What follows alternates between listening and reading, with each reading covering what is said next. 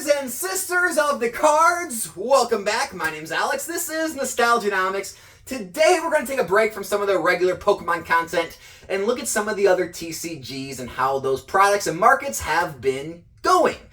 So earlier, if you remember on my channel, I talked about, YuGiOh with the 25th anniversary, or, One Piece with that new TCG getting started up. And I thought we could kind of take a look at how some of those things are doing and if I do still have the same outlook that I did back then. So first we'll start off with YuGiOh. So YuGiOh, if you don't remember, they did an anniversary reprint for the 25th anniversary of the series. And they released the first 5 sets, which were Legend of Blue Eyes, Metal Raider, Spell Ruler, Pharaoh Servant, and of course Invasion of Chaos as booster boxes. Now, YuGiOh has a tendency to reprint things, and they've reprinted even these sets in packs. They've reprinted cards in different sets. However, they've never done a booster box reprint. They've never reprinted the original sets. It'd be like Pokemon reprinting base sets, right? Or reprinting base jungle fossil instead of like evolutions or instead of celebrations. These are a direct one-for-one reprint of the original. Now, since I made that video, the market's been down on some and up on some. So on the later 4 sets, the Metal Raider, Spell Ruler, Invasion of Chaos, and Pharaoh Servant, they've definitely been trending a little down. Now, nothing major. You could have got those for around $60 a box. Now they're in the mid-50s, low 50s, something like that. Nothing too crazy. They've only been out, months now. It hasn't been years. They haven't had a lot of time to grow. The supply is still working through the market. No big deal. However, Blue Eyes here, the number one, the Big Mac Daddy himself, this is performing very well already. Again, it's only been a few months. And this box, you could have bought at $70. And now it's going for the high 80s, even $90 a box on some sales. This set is already up about, 20, 25% and moving. And it hasn't been out very long.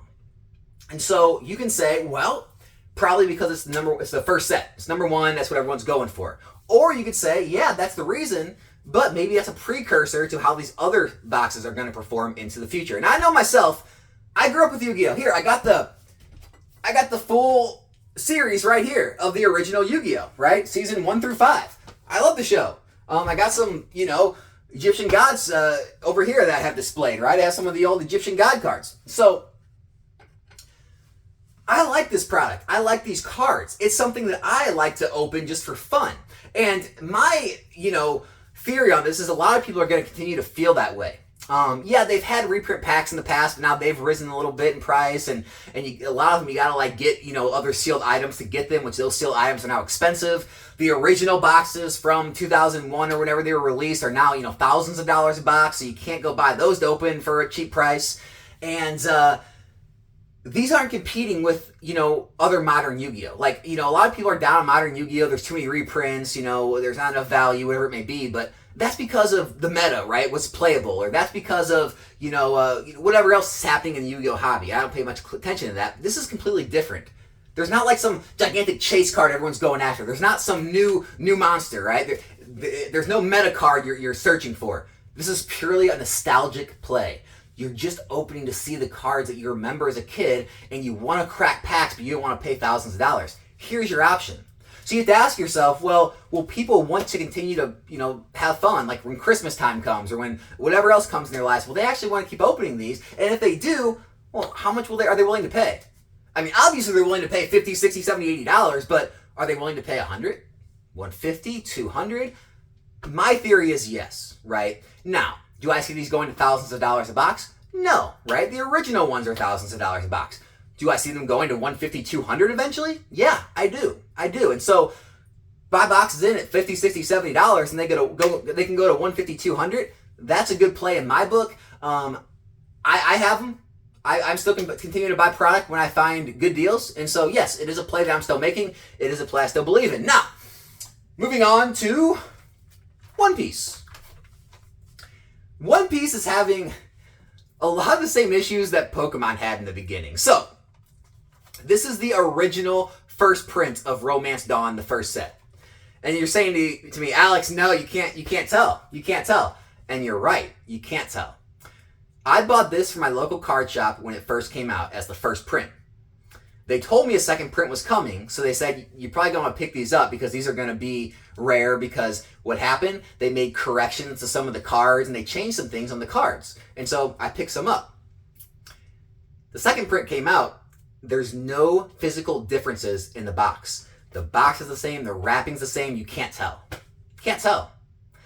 So it's going to make it very hard to sell to someone and guarantee first print. I know it's first print, but who's going to take my word for it? So it's going to be interesting how that market really establishes. If people are going to if there's a way to open the box and open a pack to see, and then you're going to sell the rest of the packs. I don't know how it's going to be, because that's yet to be seen. However, they did another thing. Whether it was the third or fourth print, then they changed the packaging. So here's the third set, Pillars of Strength. You're going to see they're different boxes now. So then they changed the packaging. So kind of like Pokemon, with all their, changes they made with first edition Shadowless Unlimited, with their, no shadow, and they made some corrections to some of the cards, like the HP and where the energies were placed.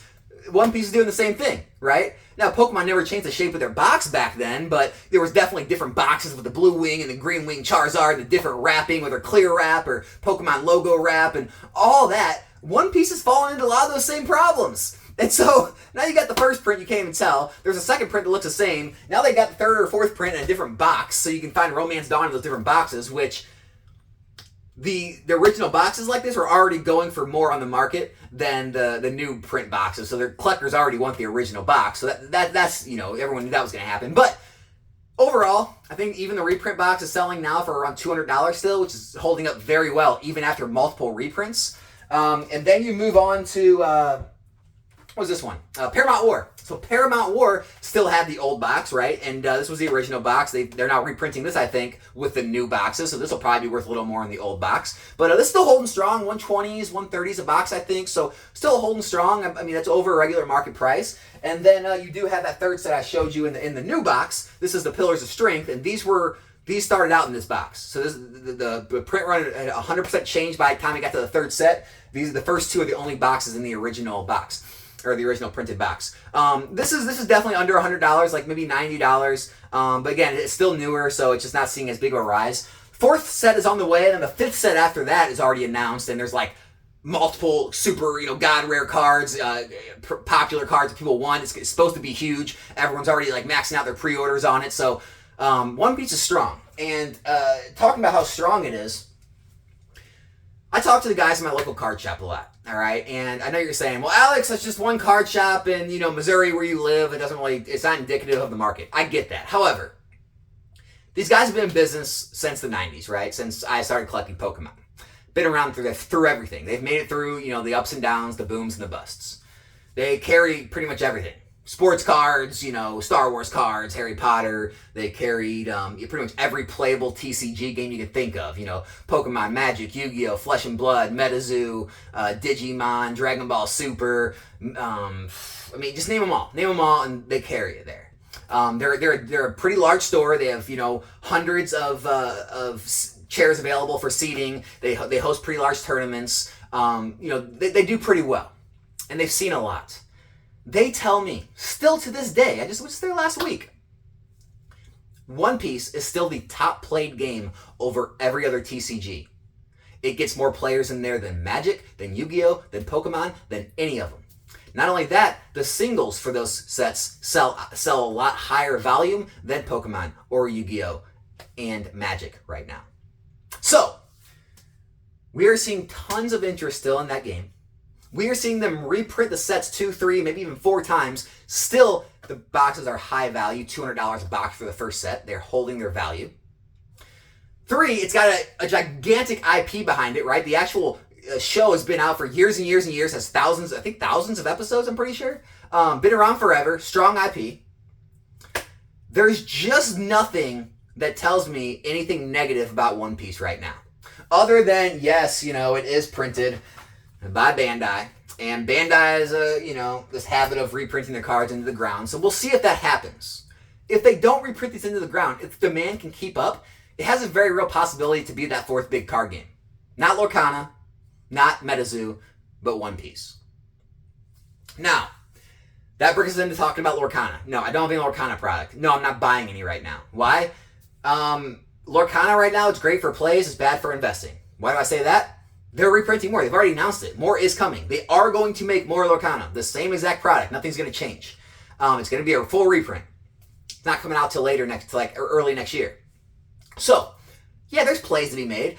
I'm not into the whole, rush, follow the herd, race to the bottom stuff. So, yeah, look, people are going to make plays. They're going to make plays on sealed. They're going to make plays on singles. There's going to be crazy fluctuations. There's money to be made. I'm not going to deny that. However, if you're looking to, buy something and hold it, when those reprints come, the sealed product value will fall. It's just the way it is. I mean, they are going to print this for the masses. It's going to happen. So I'm not buying any right now. Will I? It's yet to be seen. I'm going to see how it progresses. Disney, I believe, has had failed card games in the past. So, I mean, it doesn't mean it's not going to fail, just because they have Disney behind it. I mean, Disney is not the strongest company right now, right? Yeah, I mean, the IP is strong. A lot of people have a lot of, affection and care and memory of a lot of those characters. So that's going to help it. However, it's yet to be seen how well it's going to do. Hey, Pikachu, what are you doing? Stand that back up. Treat him with respect.